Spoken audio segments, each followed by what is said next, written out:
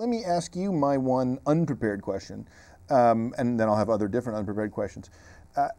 Off the bus, as Amanda Mickle explained some of the unfolding of Off the Bus to me, she had started, or there was an idea around citizen journalism, which is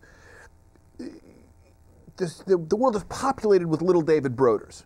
Right, and we're just going to give them, we're going to open up some space for them to do their work. And what they pretty quickly discovered is that the pretty high percentage of the people who can be David Broder already are David Broder. And that the model of individual citizens will act as reporters didn't work as well as, why don't we treat the group as the reporter? We'll dispatch individual citizens to each county in Iowa rather than hiring some hapless reporter to rent a car and drive around and look at 10 caucuses in one day. We can do 400 of them for an hour.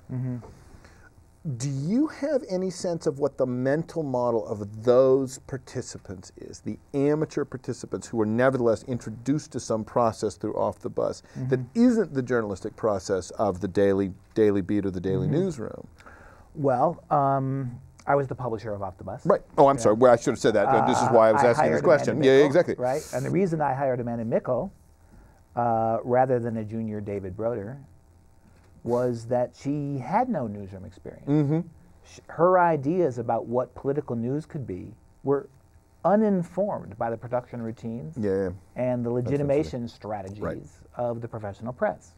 Her background was in political organizing. And I hired her because there are very few people who knew how to use the internet to get volunteers to do something coordinated. And most of those people actually came out of campaigns. So her background was as a political organizer for Kerry and later for Dean. Okay, so our idea when we started the Off the Bus was that we would recruit lots of citizen volunteers who would probably want to write about and report about individual candidates. That's what our original idea. That we would organize our volunteers into teams, and we'd have 100 or 700 people who wanted to cover Hillary, and maybe a few less who wanted to cover Edwards, and a few less who wanted to cover Kucinich, but they would organize themselves sort of around the candidates that they were interested in. That turned out not to be the case. But on the other hand, we also knew that our ideas probably weren't that good, and we would have to adjust them and revise as we went along, which as one does. You're right, routine. But here's what Off the Bus became was, instead of putting people on the bus inside the campaign bubble and acclimating them to the way the professional managers and manipulators of politics work, why not just leave them where they are in the electorate? And when the campaign comes to them or touches their lives, they will have something to say. And I think that was proved out. I mean, that was their motivation. Was the reason they participated was that the campaign mattered to them in their lives. And they didn't always agree with the way it was pictured in the professional media. Because the people in the professional media are actually not identifying that much with the person at home.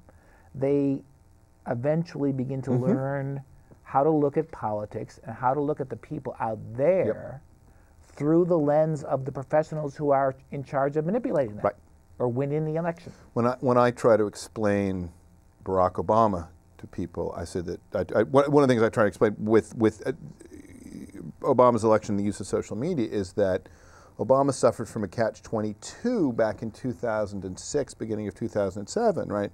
This is when a bookie would have taken pity on you and returned your money if you wanted to bet on an African-American president. With the name Barack Obama. With the name Barack Obama, exactly, Barack Hussein Obama. And the press could not cover Obama as a potentially viable candidate because they already knew he wasn't a viable candidate. Right. And so the catch-22 there was, unless you have already proven your viability, you can't actually build viability under scrutiny, which is ironic.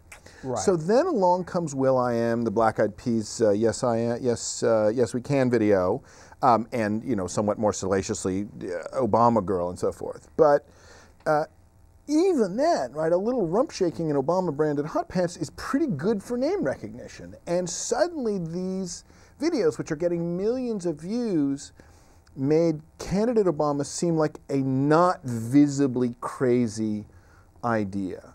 But Obama could only have gotten over that threshold, I think, outside the traditional media, whose framing of we must defend the sanctity of Meet the Press or what have you from fringe candidates, right? It's always the fight around the debates. Right. And it seems to me that the media making around Obama's early name recognition, especially the Yes We Can video because of its both political and expressive content, was a novel entrant into campaign media, precisely because, as you say, it wasn't done by people who had the mental model of this is how campaigns have gone since the Nixon-Kennedy debates. The key word is novel. See, political reporters especially are behaviorists, but they don't know they're behaviorists. They assume that what's going to happen is a reflection of what's previously happened. Right. They use internal probability distributions that they're not necessarily aware of, precisely because they've been influenced by behaviorists like the consultants and the pollsters in the way that they view politics. So they are vulnerable to people who believe in action, who believe in the Hannah Arendt sense of creating something new that's never been seen before, trying something that hasn't been done, right? Violating the rules of how you win.